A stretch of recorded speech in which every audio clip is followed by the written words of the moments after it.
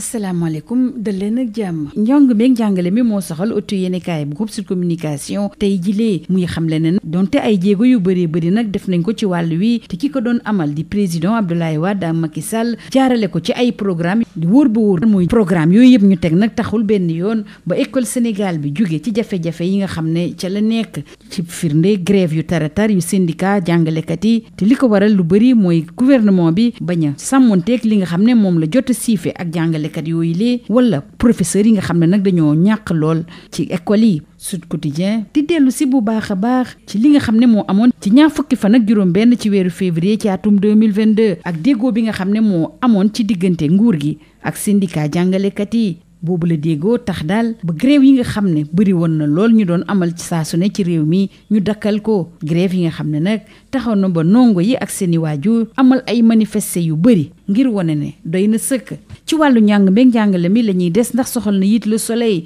muy xamle ni donte def nañ ci ay jéego li wóor ba wóor mooy ay jafe-jafe njàng meeg njàngale ba tey mi ngi koy jànkoonteel looloo tukkee ci ab rapport boo xam ne nag waa UNESCO ak consortium recherche économique et sociale ñoo ko siiwal ñuy dellu si yooyu la jafe-jafe di ñi nga xam ne ñoom la ñuy dugal ci l'école bi lim bi deltu na gannaaw bu baax a baax. Le Soleil del si it ci yenn ci ay diwaan yoo xam ne nag limu gone yi nga xam ne demuñ ci l'école yi bëri na lool bu ci mel ni Njaareem Louga Thiès ak Tambacounda. ak Le Soleil la ñuy desal ñuy waxtaane nag conseil des ministres bi nga xam ne président Bassirou Diomaye Faye moo ko jiite woon démb li ko soxal mooy wàllu alam bi ak it na la ñuy def ba gën a sukkaliku jëmale ci wàll wi loolu yëpp bawoo ci seen projet bi dañoo jëm ci ab programme boo xam ne li ko tax a jóg muy fexe ba tàggat citoyen yi jëmale ci wàll wi gaaw it ak jàmm dañu ko jagleel ba su setal ci Sénégal bi yépp waa laas di xam le ne nag Bassirou Diomaye Faye lii di cleaning day maanaam bésub setal yi daal lu ko ñor la dafa ñëw rek dëkkalaat ko bu ñu sukkandikoo ci Sud Quotidien muy bés boo xam ne nag dañu ko amal ci gaaw bu njëkk ci weer bu ne ngir setal dëkk bi ci conseil des ministres président Bassirou Diomaye Faye delsi na it ci waxtaan yu yaatu yi nga xam ne moom la ñu jagleel wàllu yoon te ñu koy amal ci Diamniadio mu ne daal mi ngi xaar bu baax a baax li nga xam ne moo ciy tukkee rawatina ndénkaane yi fay tukkee ndax li ñu bëgg mooy am yoon boo xam ne kenn du ko xarab te it muy liggéeyal askan wi na mu waree ci conseil des ministres suñu naataangoo yi ñu xëyandoon nag bu ci mel ni Vox Populi mu ñuy xamal ni ginnaaw gendarmerie nag ay coppite lañ nemmeeku ci direction générale de la police ndax Mame Seydou Ndour moo ñëw wuutu fa Seydou Bokar Yàgg keneen koo xam ne it tabb nañu ko yees bi yoon ci bopp administration pénitentiaire di Aliou Ciss. Les Échos ne lii nag révolution bu mag a mag la maanaam coppite gu taratar la ndax guléet ñuy tabb ab inspecteur administration pénitentiaire mu nekk directeur général bi dañuy des ak Mame Seydou Ndour ndax waa Vox Populi ñoo ñuy gën a xamaleeg moom ñu ne enfant de troupe bi nag dañ ko tàggat na mu waree ci sécurité publique ci xeex lépp lu jëm ci wàllu sinébar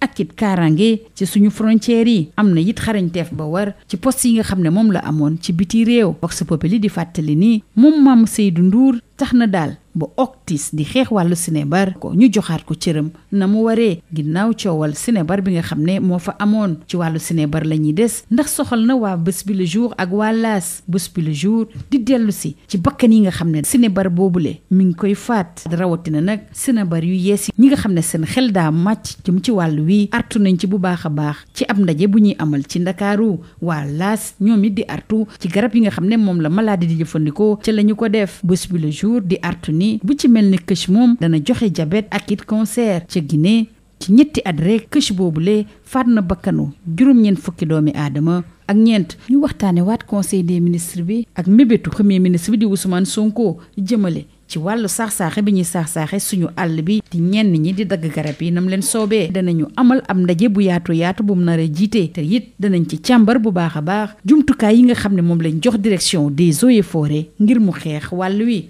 dañuy des ak premier ministre Ousmane Sonko rawatina affecté bi mu affecté mu nekk attaché militaire ca Inde général Kandé ki ñu yeggee boobule xibaar di tribune bi nga xam ne xamle ne am na ci ay tibaar ci lan moo waral ci dëgg-dëgg loolu lee muy fàttali ni général Kandé nag dafa lànk kaare ne du jëfee ndigalu premier ministre Ousmane Sonko ndax dafa bëgg a dakkal déggoo ci wàllu militaire diggante Sénégal États-Unis Canada Royaume-Uni ak waa France. Suñu naataango bii di afriqueconfidentielle.com mi nga xam le ne kilifa yu yees yi nga xam ne ñooy doxal ci bopp réew mi nag dañoo bëgg a jënd ay jumtukaay yoo xam ne dana tax ba lépp lu askan wi def ci WhatsApp Telegram jumtukaay yooyu la ñu koy jaarale ci xaralu yees yi dara du leen ci ump. dañuy des ak boobule affectation ndax Le Quotidien ni lii day ñëw firndeel ne Ousmane Sonko mooy doxal bu baax a baax te nomination bi la nag ñu bëri ñu ngi koy xarab ndax dafa mel ne général Souleymane Kandé méritowul nekk ab attaché militaire rawatina ci Inde bés bu Cour suprême nag firndeli affectation boobule. L'info nag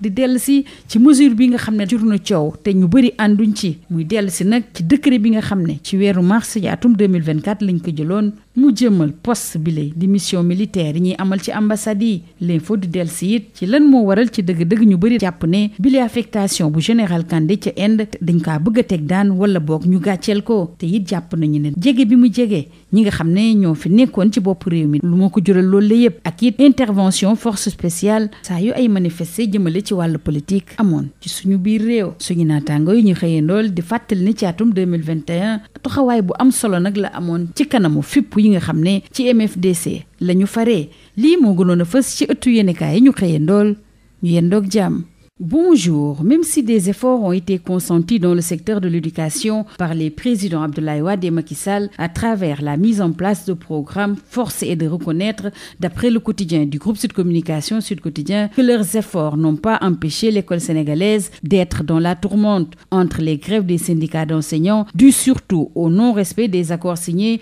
ou encore le manque de professeurs. Les maux ont continué à gangréner le système éducatif. Autant de difficultés qui font qu'aujourd'hui, les défis à relever restent nombreux dans le secteur de l'éducation, ce qui pousse le confrère à écrire contre les tops et les flops. L'école sénégalaise est en quête d'un passé glorieux. Le confrère de relever l'accord historique du 26 février 2022, accord portant notamment sur le relèvement de la rémunération des personnels de l'éducation et de la formation et sur la revalorisation du régime indemnitaire de fonctions dirigeantes et administratives. Accord qui avait permis la levée des mots d'ordre de grève qui avait fini par pousser élèves et parents d'organiser des marches pour manifester leur ras-le-bol et exiger la reprise des cours. Malgré les progrès importants notés dans certains indicateurs comme la diminution du taux de redoublement et d'abandon ainsi que dans l'augmentation du taux de passage en classe supérieure, le système éducatif sénégalais a encore des défis à relever. On peut citer entre autres, selon Le Soleil, le taux brut de scolarisation qui a chuté de 94,4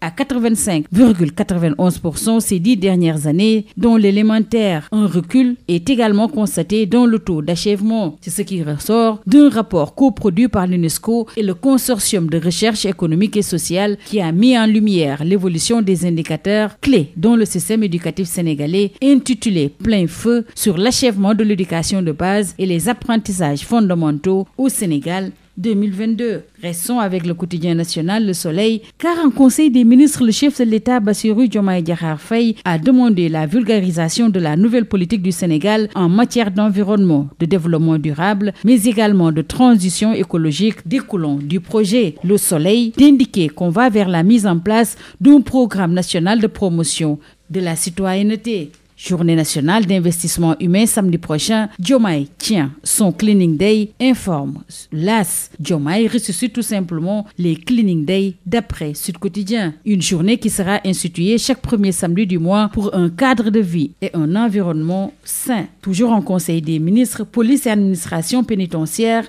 Mame Seydou Ndour et Aliou Sy sont aux commandes, informe la presse parue ce jour. Notamment Vox Populi, après la gendarmerie, changement à la direction générale de la police. Mame Seydou Ndour remplace Seydou Bokar Yag. Alors que pour les Échos, c'est une grande révolution avec la nomination de Aliou Sy. C'est la première fois qu'un inspecteur de l'administration pénitentiaire est nommé directeur général. Et Vox Populi se propose de nous dresser le portrait du nouveau patron de la police nationale. L'ancien enfant de troupe, Mame Seydou Ndour, s'est forgé à la sécurité publique, à l'antidrogue, à la sécurité aux frontières, en plus de ses expériences internationales. Et de nous présenter celui qui a redonné à l'octrice ses lettres de noblesse après le scandale de trafic de drogue qui avait éclaboussé l'office. Justement, Bosby Le Jour consacre tout un dossier aux nouvelles drogues et leur mode de consommation, avec ces vies qui titube. Et le confrère de relever l'alerte des experts du Colloque international de Dakar des sciences sociales et drogues en Afrique francophone. Le sujet intéresse également l'AS, qui alerte sur ces médicaments en drogue, un phénomène dangereux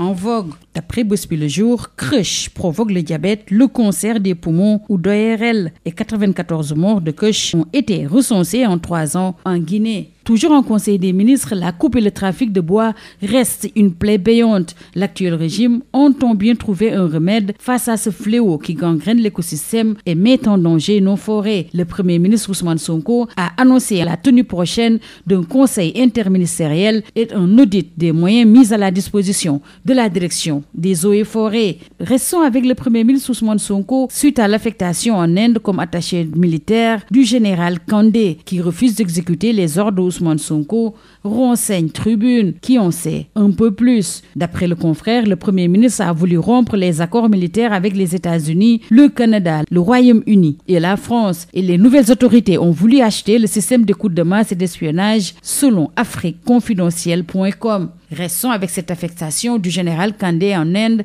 car elle intéresse le quotidien qui souligne que Sonko est à la manœuvre. Kandé, dont le trou perdu de la diplomatie, le général devra se contenter du titre d'attaché militaire en Inde si la Cour suprême confirme son affectation. Il semble de voir cette affectation au fait d'être opposé à une volonté du Premier ministre Ousmane Sonko. Et l'info se propose de passer au peigne fin les fondements d'une mesure controversée, avec notamment le décret portant création d'une mission militaire permanente dans des ambassades placées sous l'autorité d'un officier général ou supérieur des forces armées. Et le confrère de s'interroger pourquoi la mesure a l'air d'une sanction ou humiliation pour le général Kandé. La proximité avec l'ancien régime et l'intervention des forces spéciales dans le maintien d'ordre lors des manifestations politiques l'ont desservi, informe l'info. C'est tout. À vos journaux et très bonne lecture.